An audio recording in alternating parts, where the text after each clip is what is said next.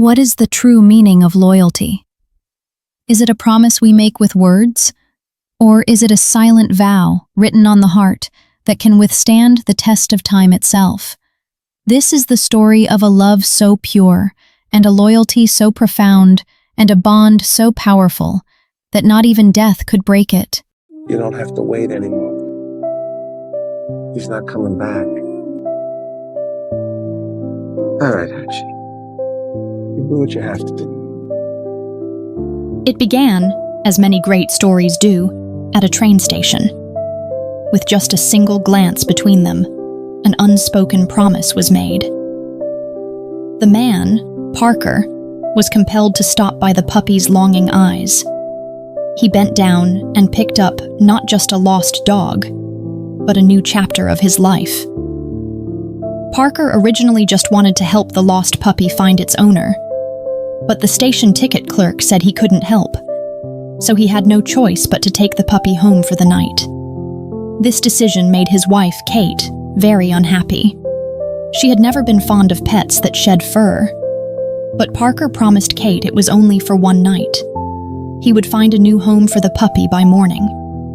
In the backyard storage room, Parker made a warm little home for the puppy. He laid down soft old clothes. He added his daughter's favorite stuffed toy, and brought him fresh food and water. Worried the puppy might be afraid of the dark, he even left the light on for him. The next day, Parker went to the animal shelter, but he was told they only offered temporary boarding. If no one claimed the dog within 2 weeks, it would be euthanized. Unwilling to accept that fate, Parker turned to a friend who ran a bookstore, hoping to foster the puppy there for a while. His friend instantly liked the adorable puppy, but his resident cat was very territorial. It immediately swatted the puppy upon their first meeting. After a whole morning of effort, he still had no solution. Parker posted a few dog-found flyers, then rushed to catch his train to work. He had to hide the puppy in his briefcase. He carefully poured some milk into a cup for him, but the sound the puppy made still drew attention from other passengers. Faced with their annoyed stares, Parker could only smile awkwardly and apologize. He was desperate to give the puppy away, but no one was willing to adopt him. Finally, Parker went to his Japanese friend, Ken. Ken told him this puppy was an Akita, originating from Yamanashi, Japan. It possessed a noble bloodline, stretching back thousands of years. Parker was a kind-hearted man by nature. He decided he would adopt this adorable dog. In Japanese culture, the number 8, Hachi, on the dog tag symbolizes a connection between heaven and earth. Ken suggested naming the dog Hachiko, a name signifying good fortune. Parker really liked the name. He believed Hachiko was an exceptional dog. At home, Parker formally introduced Hachiko to Kate. Kate wasn't very interested at first. She said only royalty deserved such a noble dog, but Parker insisted. He told Kate he had tried everything. Just 2 more weeks, and he would find Hachiko a new home. But Kate did not agree to his request. She felt Parker had made the decision without consulting her. Parker kept explaining that he really had tried his best, but Kate didn't believe him. Just then, their new family member, Hachiko, caused some chaos. He had destroyed Kate's model project, something she had poured 6 months of work into. Naturally, she was very upset. In her anger, Kate kicked them both out of the house. That night, the weather was cold. The wind howled as the leaves rustled loudly. Hachiko stayed anxiously in his doghouse. Through the crack of the door, he watched Parker comforting Kate. He heard him making all sorts of promises, not knowing if he would be allowed to stay. He waited late into the night. Exhausted, Parker finally hurried over to bring Hachiko back into the warmth of the house. That night, Parker watched a baseball game on TV, and Hachiko sat beside him, eating popcorn all night long. When Kate woke up in the middle of the night, she found her husband fast asleep on the sofa. She picked up the remote and turned off the TV. Hachiko licked her hand gently, as if trying to win her over. Kate gave him a cold stare, ignoring him.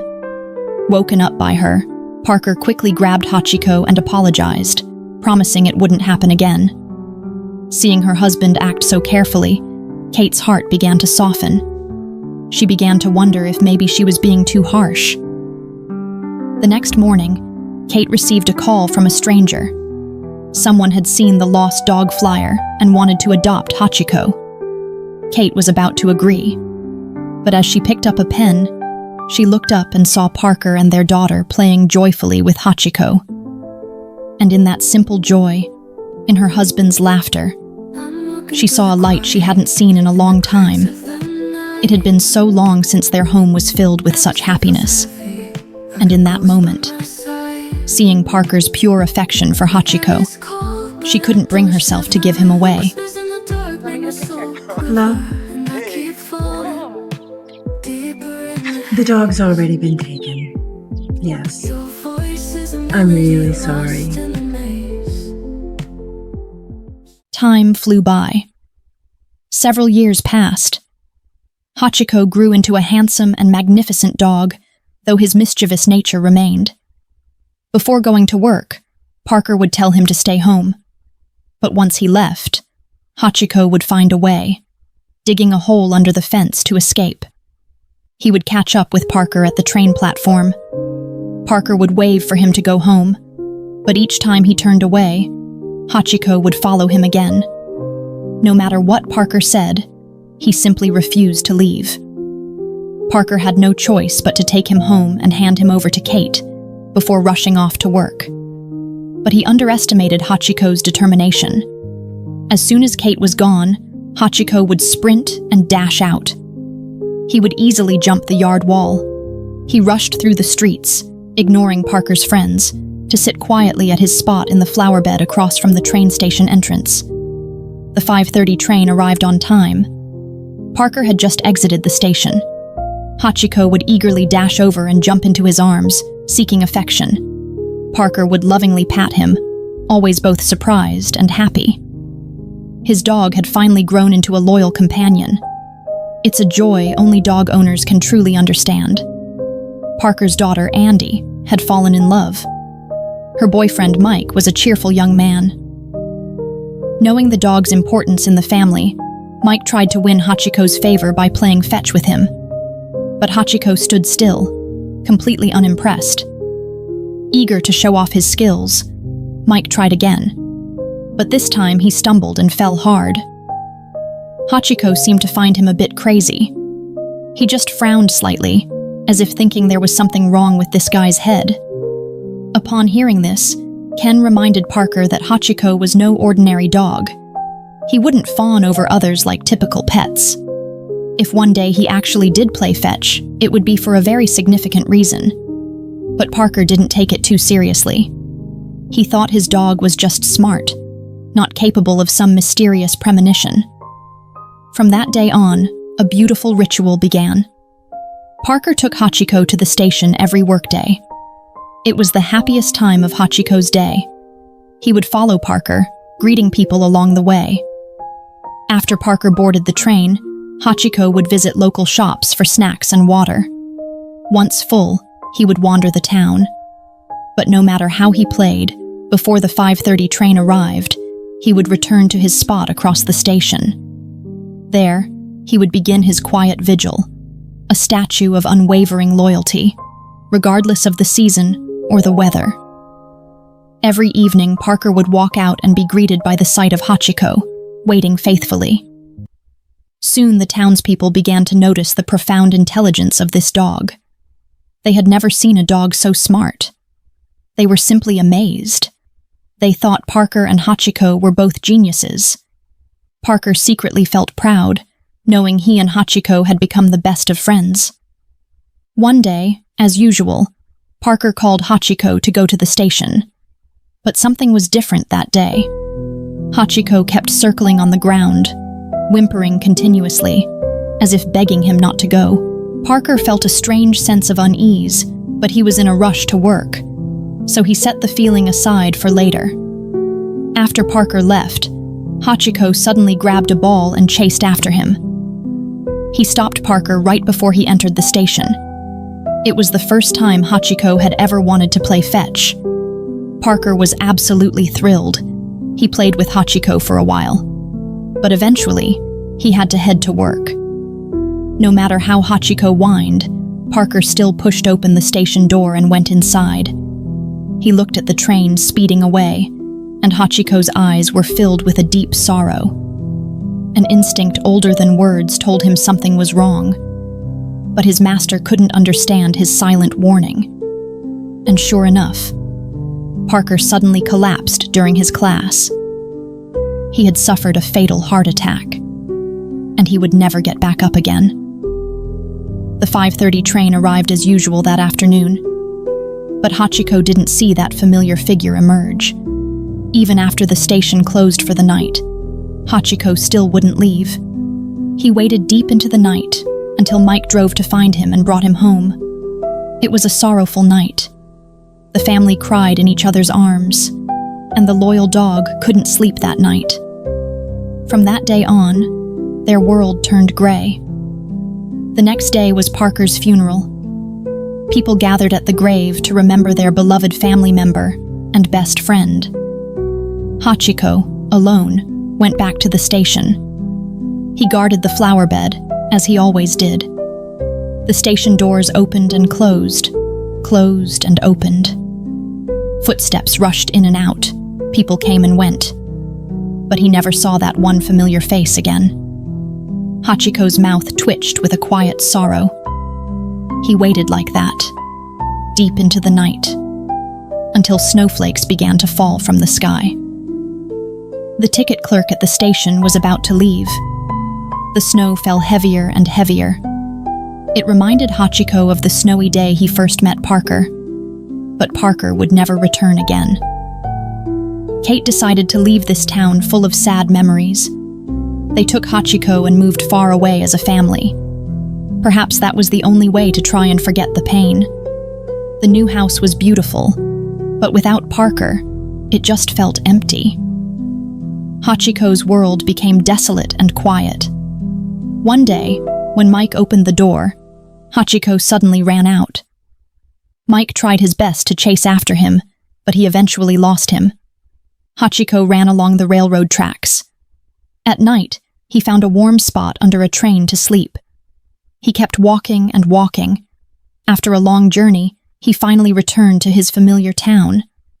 But to his surprise, he no longer recognized the place that used to be his home. He quietly walked away, back to the one place that never changed, the train station. Andy and Mike drove to the train station. After patiently persuading him, they brought Hachiko home again. Back home, Hachiko was still deeply depressed. He hadn't eaten for several days. Suddenly, Hachiko seemed to hear a familiar voice calling him. He ran toward the door. Andy opened the gate for him. Hachiko gently licked Andy's hand, as if to thank her for understanding. He stepped outside and silently looked back at Andy. It was a final goodbye. Then he turned and ran off toward his destiny. In the cold rain and snow, people at the station noticed Hachiko had returned. He quietly sat at the flower bed again, and this time, he would never leave. No matter the wind or rain, no matter the cold or heat, every person exiting the station would see him. Only when he was hungry would he leave the flower bed briefly, to beg for food from Parker's old friend until late at night. When the last vendor packed up, Hachiko would return to sleep beneath an abandoned train car. It was cold there, but it was the closest place to his master's scent. One day, a beautiful white Akita arrived at the station. He curiously stared at Hachiko, not understanding why he lay there all alone. Hachiko held his head high and proudly ignored him. When the dog's owner took him away, Hachiko suddenly felt a pang of sadness.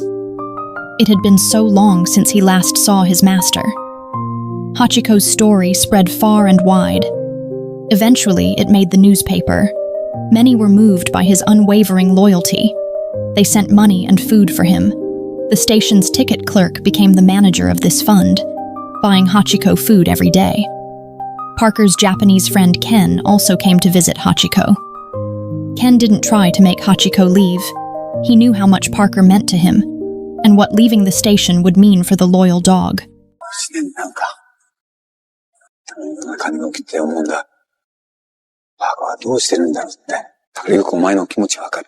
バカもなんだよ。ここで待ちたいなら、待てばいい。そうしたいんだろう。何してくれよ、ハチ。Winter fades, and spring returns.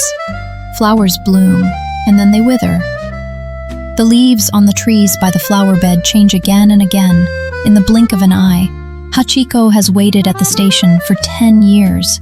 No matter how the world outside changed, his world had stopped the day Parker left. His waiting was a silent promise, and only death could end his vigil. On an ordinary winter afternoon, Kate returned to the town. Time had not healed her wounded heart. All these years, she often recalled the days with her husband. She greeted old acquaintances with a hollow smile. She came to their former home. The lights were still on inside, but everything had changed. The one who loved her the most was gone forever. Suddenly, grief welled up inside Kate. She couldn't hold back the tears and left in haste. Today was Parker's death anniversary. Kate and Ken went to the cemetery together. On the way back, Kate saw Hachiko. Hachiko was very old now. 10 years is a short time for a human, but it's an entire lifetime for a dog. Time had drained his youthful energy. His once shiny fur had lost its luster. His steps were no longer steady.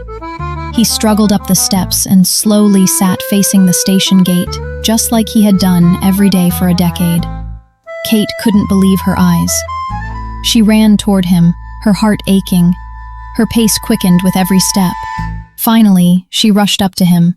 She couldn't understand how he had survived, waiting through 10 long years without Parker. Hachiko was too old to recognize Kate, but he still remembered his one single purpose: to wait. Kate held Hachiko in her arms, choking with emotion. Together they waited for the 5:30 train to arrive, to honor the memory of the soul they both had loved most. It was another snowy night.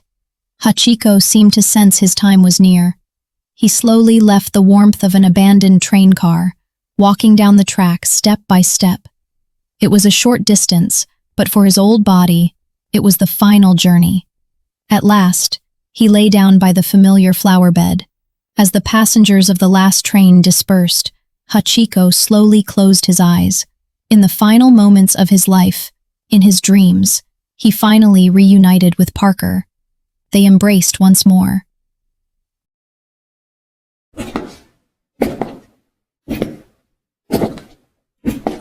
The station looked just as it did many years ago in the snow.